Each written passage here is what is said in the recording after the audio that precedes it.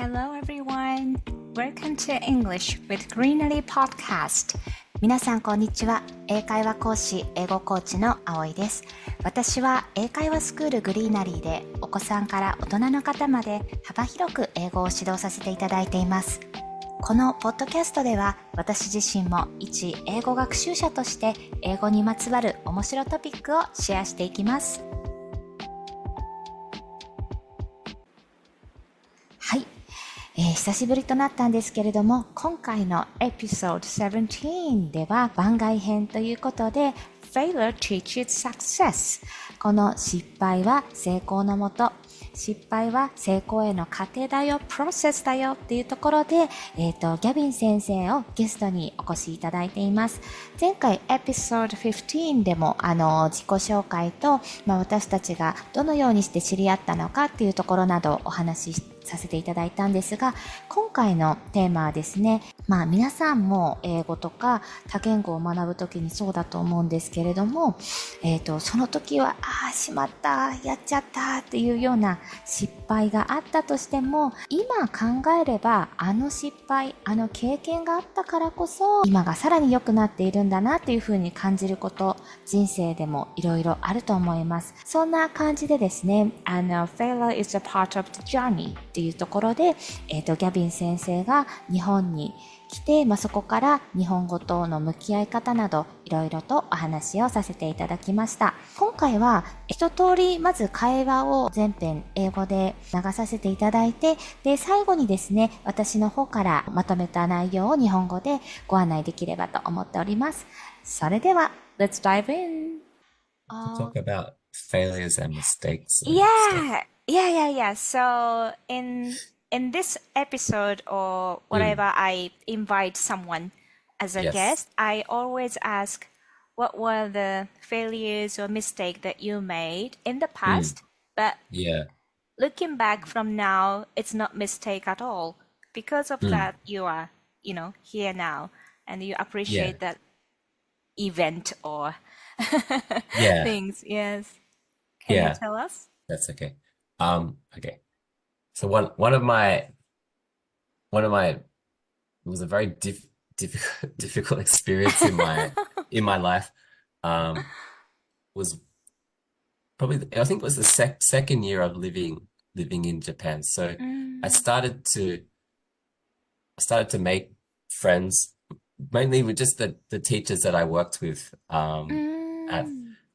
at school, and then and sometimes we used to like do things on the hang out to go to go to a restaurant, go to watch a sports game or something like that. Nice. And I was starting to really feel, oh look, everything's going really great. And I had some, like, I guess in a way, like a false sense of confidence in myself. And even though I knew that I wasn't fluent, I felt like I can get by and everything's okay. Anyway, I didn't decide, but I organized to have lunch with two of my colleagues.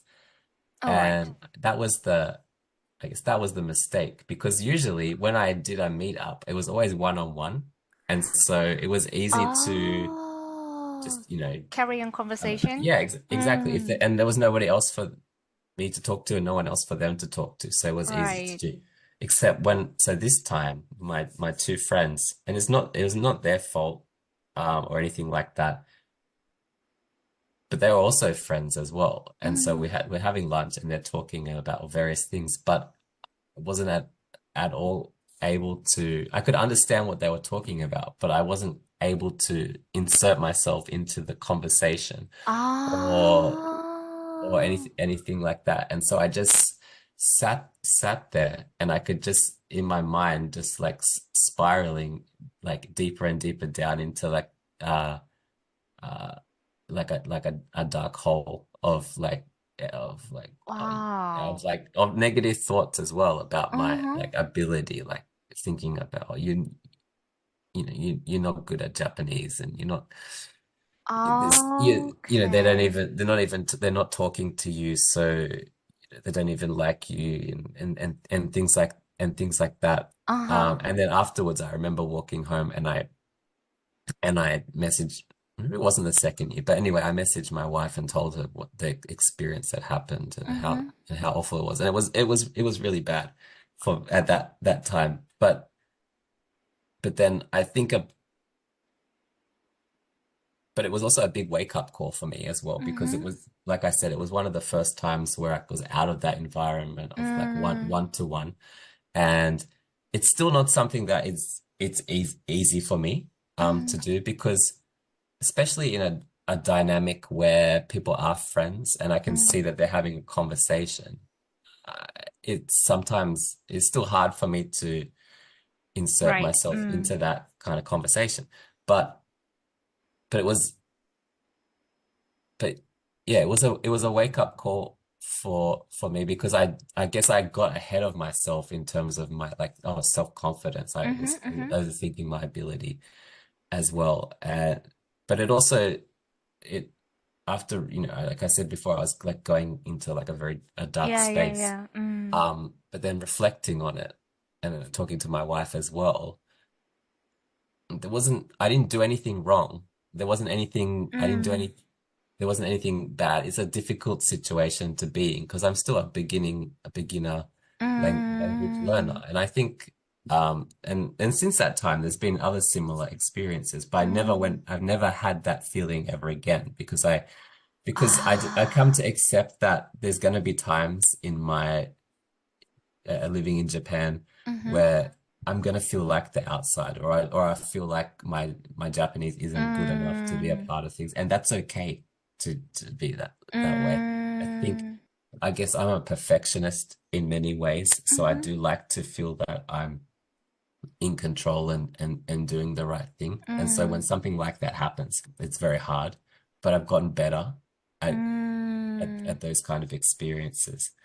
And learning a language is not, there's not an end point. There's going to be time. No, it's never. It's a constant journey. And there's always going to be ups and downs with that. And that just happened to be a down point. But then, after that, I spent time with those friends together or separately, and we had a great time and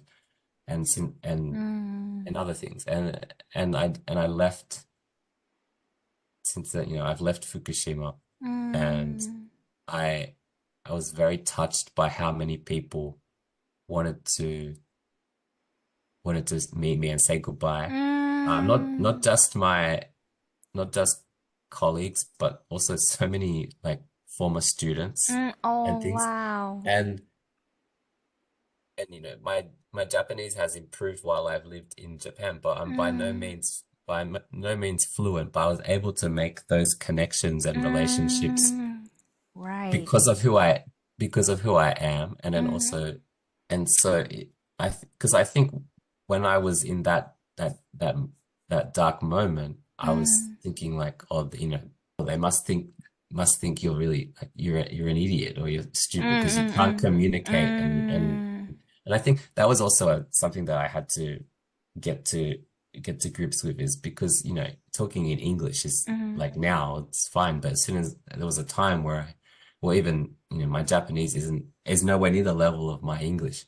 And so but I used to get this idea of like, oh, people must think you're like a child, which is of course that nobody thinks that. But when you're learning a language, and you do have those kind of thoughts, and but limited word and exactly. Like there's so much that I want to say, but I can't. And sometimes it can be frustrating to.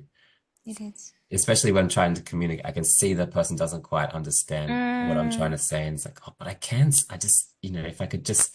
But I've been there too. but yeah, I've come to accept that, and say it's not.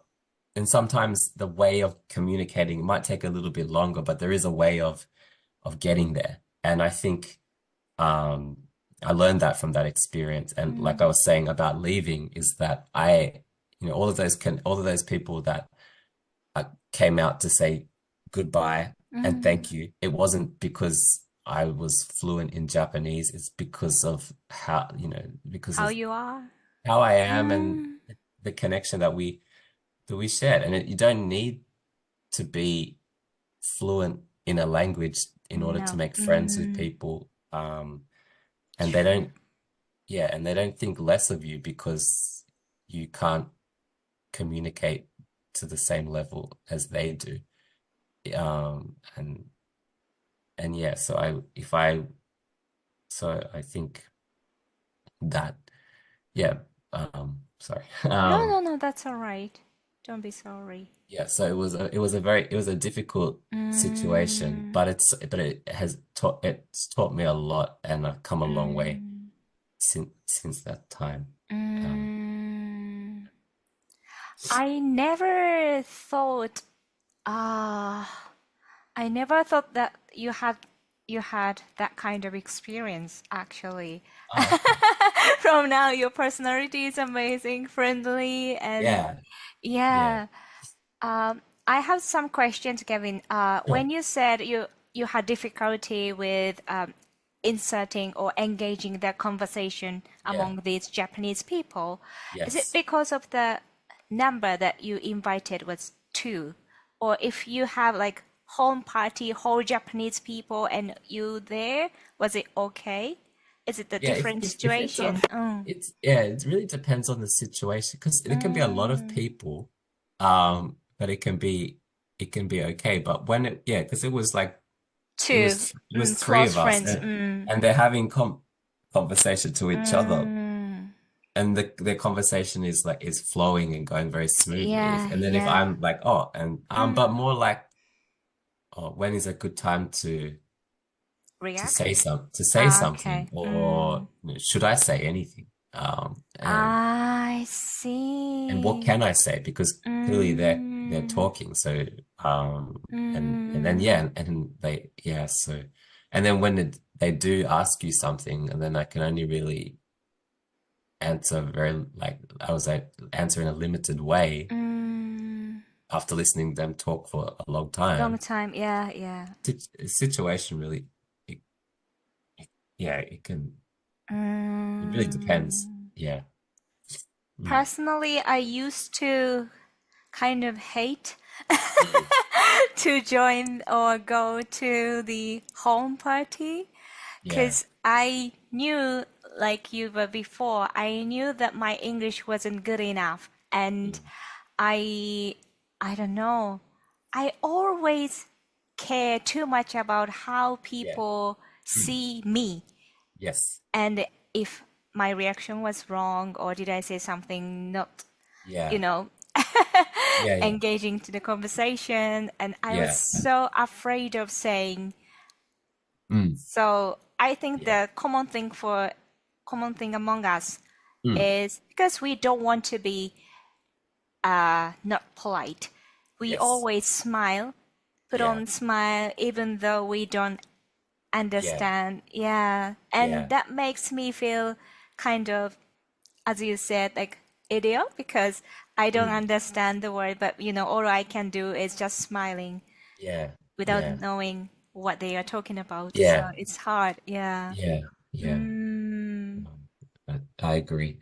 So it was your wake-up call that you realized that what changed it?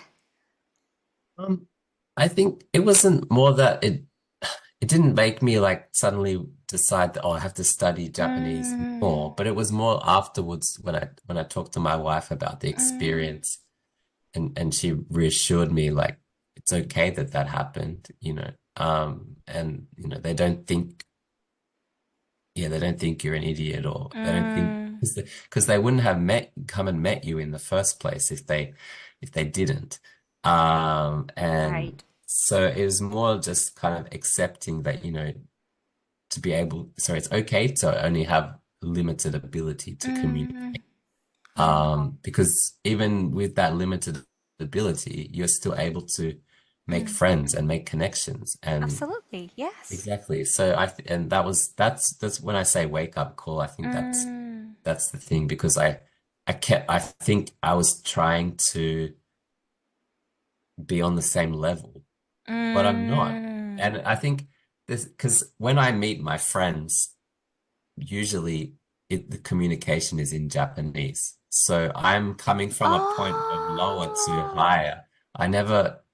There's only a few friends that I've made in Japan, that I can meet and talk in English with. And so so any kind of social situation, it's me communicating in Japanese. And I always, and that's amazing to me because I never, when I think about where I was in Australia, like that version of me in Australia could never imagine that I would, do that. And even the job that I have now, when I did the interview in person at the school, they said, "Oh, you can use English if you want. It's fine. There's no expectation that you can speak Japanese or anything like that." But I did the whole interview in Japanese. You did? Oh, Yeah. wow, fantastic. And I got the job, so I'm pretty sure I didn't screw up. Of course. Oh, that's amazing. And I know that what I said wasn't perfect or anything like that, but it's like it's the intention to speak. Yeah. Like I showed that, I was willing to do it, and I wanted to do it despite my limitations in the language. And I think that's, I still have situations like we were just talking about where, you can feel like the outsider, and it can be sad and lonely, but I also feel comfortable now in my own skin that it's okay that I can only say so much. It's okay. It's okay to be who I am, at my level of Japanese. It's fine. There's no, I think I know that a lot of people that are studying English in Japan, they aspire to be fluent, and that's where they're trying to get to. But it's very rare few people that can actually get to that level. So But hard. but so many people then decide, well, they say, "Oh, if I can't speak it, then I'm not going to." Or and I constantly came up against that in people that I met. They would always say, "Oh, I can't speak English." Even I'm like, I'm not asking you to have a conversation with me in English. But if you want to try, then I will meet you. Yeah. The same as when none of my friends or colleagues that I spoke to in Japanese, they never said to me "Oh, don't speak Japanese just because you can't speak Japanese." Just, That's nasty. it's nasty, but no, but nobody's going there are going to be horrible people out there, but you're not really going to meet somebody that if you try to speak to them in a foreign language, in their language, Sure. they're going to dismiss you. Most people will be patient and try to understand what you're trying to say. Yeah. And I They think appreciate it, I think. It's showing the exactly respect. Yeah. it does. And I met many people that tried to speak English to me, and it's by no means perfect, and it takes a long time for them to get out what they want to say. And of course, it's not. Sometimes what they actually said doesn't make any sense, but because I've been here so long, I know what they're trying to say. That's cool. But but yeah, I'm patient, and so if I can do that to other people that are trying to speak to me, then surely other people will be doing the same thing to me the other way. So I kind of lost that, I guess that complex of being worried too much about what people think about me. If somebody has a problem with me and my level of Japanese, that's their problem. It's not my Exactly. problem. Yeah. I totally agree. I probably don't want to be friends with that person in the first place if that's the way that they think. So yeah. Wow, I see. Oh, it's so deep. Deep conversation, deep story that I even didn't expect. Because as I said, Gavin, I know you like now. Because Yeah, that's right. we met Not after you came to Japan, you moved to Japan. So it's interesting yes. that you mentioned about changing personality as well. Yeah. Yeah, I definitely think yeah, the person that I am now, the person that I was before I came to Japan is very different. And I don't know for sure if it's just like because I'm 32 now. I was 25, still trying to figure like at that point when I came to Japan, even though I had been working as a teacher, I hadn't worked in one place for more than a year. So even though I was see. teaching, I hadn't worked in the same school, so I was changing. I hadn't really I hadn't really figured out who I was as a person. Yeah, in many ways, I guess, because of what I went through with, I was a bit alone, right? So I was alone for the first time in my life. When I lived in Australia, I had, my mum cooked dinner for me she cooked dinner for our family all the time. Yeah, sweet. So even something like that, to Made cook you for think. myself every night. And yeah, learning all of these different things, how to be a functioning adult and do that. And on top of, getting used to a completely different culture and, the different ways that schools work, and then, meeting new people, and then just the nature of my job, even as an ALT, the title is assistant. So I have to, even though I was mostly leading those lessons, I still have to work with another person. And so I have on, that first day of school, I have to go and meet them and make some kind of connection so that we have an understanding that we can work together. And I have to do that in a foreign language. There's been so many, I guess, so many different experiences, and they've all kind of shaped me into who I am now. And I guess I mean, now it's a long time because it's like 7 years, but it's like, Yes. I experienced a lot in a short amount of time, like, and I just happened to be experiencing all of that, like all these life-changing events, like, getting married, having a child, Yeah. all of that, finally feeling, get comfortable in the job You that belong? I do, finding and feeling like I belong in a short time. But all of that's happening in a foreign country where Yeah. I didn't fit in, but I mean, and yes, I've changed as a person, but I've definitely changed for the better in many ways. I see. Wow. Yeah. And I guess to go too long, but even, when you have to speak a foreign language, or sorry, if you have to speak a second language or any language, you take on the characteristics and things of the people that you learn that language from. So I came to Japan with like a basic level of Japanese. And then by communicating to the people around me, I learned, like you said before, when I did my Jiko Shokai, that, my pronunciation and things was very natural. Yeah. It's amazing.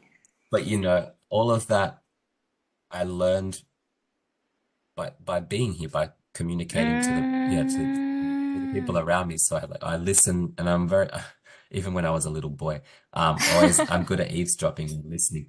So I spent just a lot of time listening to the way that people talk and how they say things. Like if you're in school and you're studying how to, like, say, let's learn English or something.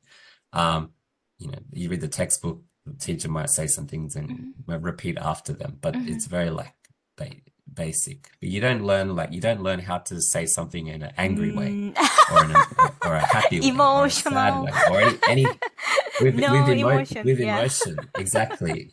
But being here, and I listen to, if I listen to a teacher scold us, like it's a bad example, but I listen to a teacher scold a student, I'm like, okay, so that's how they say that. So when I'm in that situation, I can do the same thing. And then the same, like listening, the reverse of that will be like listening to, or again, say a teacher listening to as a kid does something really, really, really good, and then listen to how do they praise that child, and how what's the intonation, what's the accent that they use when it comes out of their mouth, and then just try to mimic that as well when I do those things. And that changes you as well, because I don't overthink it like this, but I'm definitely like, I'm channeling those people, that influence that I listen to, and okay. So I think that also changes who I am and how I express myself when I speak Japanese. It's kind of like, okay, when I say, I don't know, like if I say these words in this way, it's because I heard it from this lady, saying nice many things, times. hopefully, Nice things, or and things like that. So and that all affects it'll your second language personality as well. I totally agree. はい。ちょっとね、会話が結構深く、スムーズに進んでいたので、途切れることなく、3番目の質問の言語学習においての失敗。だけど、今となっては経験してよかったというような内容をギャビン先生にお話ししていただきました。まず、ギャビン先生がおっしゃってた失敗なんですけれども、日本での生活が2年目に入った時の出来事だったそうです。一緒に学校で働いていた先生たちなどのお友達が増えてきて、いろんな会話とかが、わかるようになって、流暢ではなくても、ギャビン先生自身にも、すべてがうまくいってるなと感じて、自信がついてきた頃だったそうなんですけれども、これまでは、お友達と出かける時っていうのは、だいたい1対1で、2人で出かけることが多かったみたいなんですけど、その時にギャビン先生がふと、2人を誘ってみようって思ったそうなんですね。で、日本人の同僚の方を2人を、お昼ご飯に誘ったそうなんです。でそれが、その後間違いだったと後で気づいたっていうお話だったんですけれども、それがなぜ、その間違いになってしまったのかっていうとですね、ギャビン先生は、そのお友達2人のせいではないんだけれども、彼らが仲良しだからですね、話がヒートアップしてしまって、お話にもうついていけなくなってしまったそうなんですね。で、その時に今までは結構その日本での生活が順調で自信があったっていうことだったんですけれども、ただその時はただただその2人の前に座って、会話についていけない。ネガティブなね、イメージが襲ってきて、ギャビン先生はダークホール、暗い闇にいるようだったっていうふうにおっしゃっています。急に日本語の自信がなくなってしまったそうなんです。それが、wake up call ということで、気づきの体験だったということで、誰もね、そのシチュエーションで悪いことはしてない。ただ、その2人の日本人と自分が1人外国人だったっていうシチュエーションで、日本語についていけなかったことで自分が外にいると感じてしまったっていうことだったんですね。でもこのネガティブな感情と経験と向き合うことですごく成長したっていうこともギャビン先生はおっしゃっています。まあね、英語学習だけでなく、第二言語学習っていうのは本当に終わりのないもので、常にアップダウンっていうものはあるものですよね。で、たまたま今回のその経験がダウンポイント、アップダウンの中で落ち込むような経験の一つだったっていうことだったんです。ですけれども、その後その彼らとね、1対1で会った時はもうすごく楽しかったし、やっぱりそれが誰かのせいというわけではなかったっていうことでした。で、ギャビン先生が福島を離れた時もすごく感動したことがあったとおっしゃってて、その時にですね、見送ってくれた人たちの数ですとか、同僚の人たち、そして、生徒さんも前の教え子さんたちも見送りに来てくれたっていうことがあったそうです。そこでギャビン先生が気づいたのは、やっぱり自分が確かにその当時と比べると日本語のレベルは年々上がっているけれども、やっぱその人と人との絆っていうのは自分が自分自身であったからこそ絆が深まったし、そういった素晴らしい関係を築くことができたっておっしゃっています。第二言語を話す相手がいるときにですね、私たちはその彼らが、言葉が例えばリミットなんて言うんだろう、限られているからといってそのお相手をバカだと思うこともないですし、知っている単語がシンプルなものだからってお相手のことを子供扱いすることもないですよね。自分が外国語を話す側となると、やっぱそういうふうに相手は自分のことを見ているんじゃないかと不安になるんだけれども、決してそんなことはない。やっぱね、伝えたいことはあるけどうまく言葉が出てこないとか、もどかしいことっていうのは皆さん平等に多くご経験があるのではないかと思います。ただそういうコミュニケーションを重ねて乗り越えて、だからこその友情関係、信頼関係も築けるということをおっしゃっています。そしてやっぱり一番大事だなと思うのは、お友達を作るのにその言語に流暢である必要はないですよね。やっぱり大事なのは気持ちの部分。はい。そこでですね、私が今回のギャビン先生の経験にちょっと質問をさせていただきました。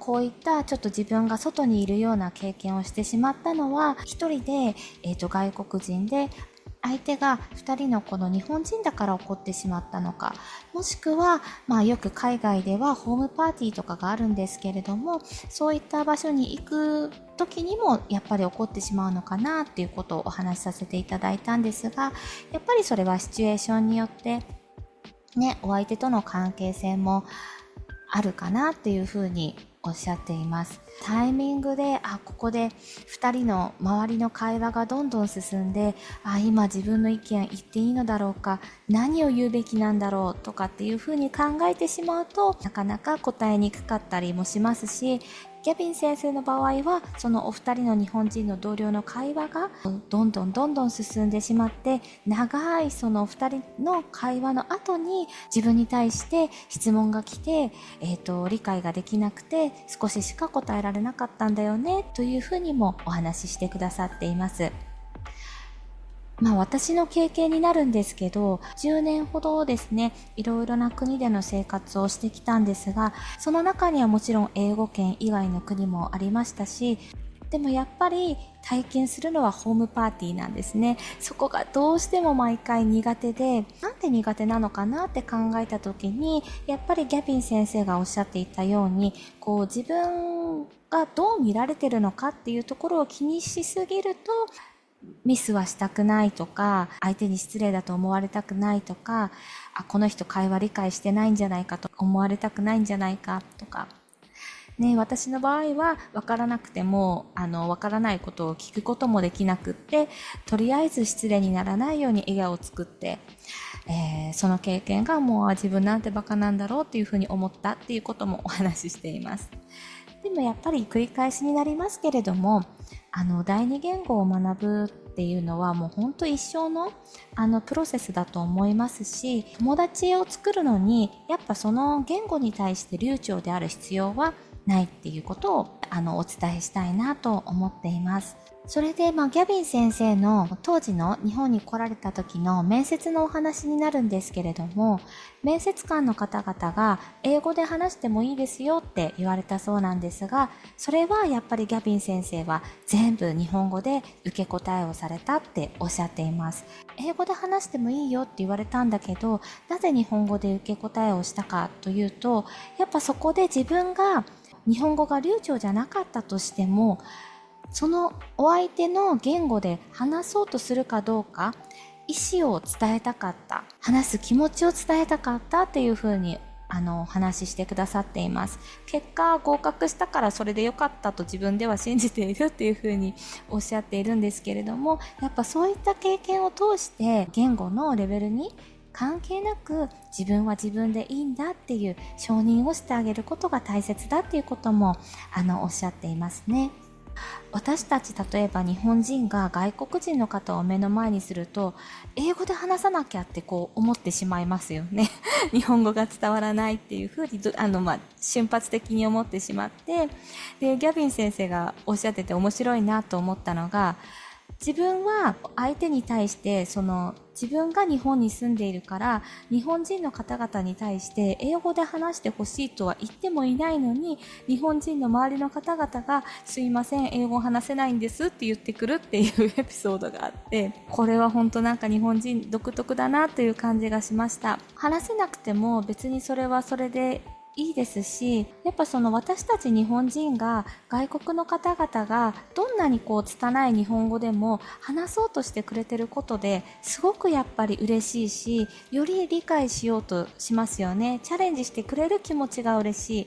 それがギャビン先生にとっても私たち日本人がどんなに限られた英単語であっても文法であってもギャビン先生に英語で伝えようとしてくれるその気持ちがもう本当に嬉しいんだっていうことをお話ししています。で、最後にギャビン先生が日本に来られたのが25歳で現在32歳ということで、約7年ほどですね。日本に来るまでは1年以上同じ職場で働いたことがなかったそうで、もちろん25歳っていう若い年齢もありますし、当時は自分自身のこともよく理解できていなかったというふうにお話ししています。日本に来て初めて家族と離れて一人になって、その20代から30代への大人の階段を外国で過ごしたっていうことがすごく大きな経験で今の自分を作ってくれたんだっていうふうにお話ししています。やっぱりお仕事、結婚、お子さんもいて人生を変えるライフチェンジングイベント、出来事を日本で外国で経験したっていうことがすごく大きいっていうふうにおっしゃっています。エピソード15でギャビン先生が日本語でギャビン先生のことを自己紹介してくださって、もう私が初めてギャビンが日本語話すのを聞いて、もうあまりに流暢でアクセントもとても綺麗だったので、すごいねっていうことをお伝えしたんですけど、学校でrepeat after me みたいな感じでテキストとかを先生の後に音読することもあるけど、一番必要なのは本当にリアルライフで人がどういうふうに感情を例えば怒ったり悲しんだりっていう表現をもう常に聞いて、それを吸収してひたすら真似をしたというふうにおっしゃっています。そういうふうにやっぱりインプットをしてアウトプットする。こうやって言えばこんなふうに伝わるんだっていうことを本当にトライし続けて、今のギャビン先生の素晴らしい日本語の表現力があるんだなというふうに思いました。はい。じゃあ今回はここまでになります。また次のエピソードで最後の質問をギャビン先生に最後の質問にお答えいただいています。はい。ではここでお知らせをさせてください。この度英語で絵本の読み聞かせをしてみたいという方のために絵本読み聞かせ講座0期生を募集いたします。定員は2名となっております。保母さんや、お母さん、そして読み聞かせにちょっと自信がない英語の先生など、ぜひぜひ読み聞かせにトライしてみたいという方が対象となりますので、ご興味のある方はですね、概要欄にある公式 LINE もしくはホームページのお問い合わせリンクからご連絡をお待ちしています。それでは最後に、英語学習は時には孤独で先の見えないものかもしれません。ですが、この配信を通して少しでも英語が楽しいと感じていただけるようなエピソードを今後もシェアしていこうと思いますので、聞いていただけるととっても嬉しいです。Thank you for tuning in and I look forward to talking to you next time. Bye!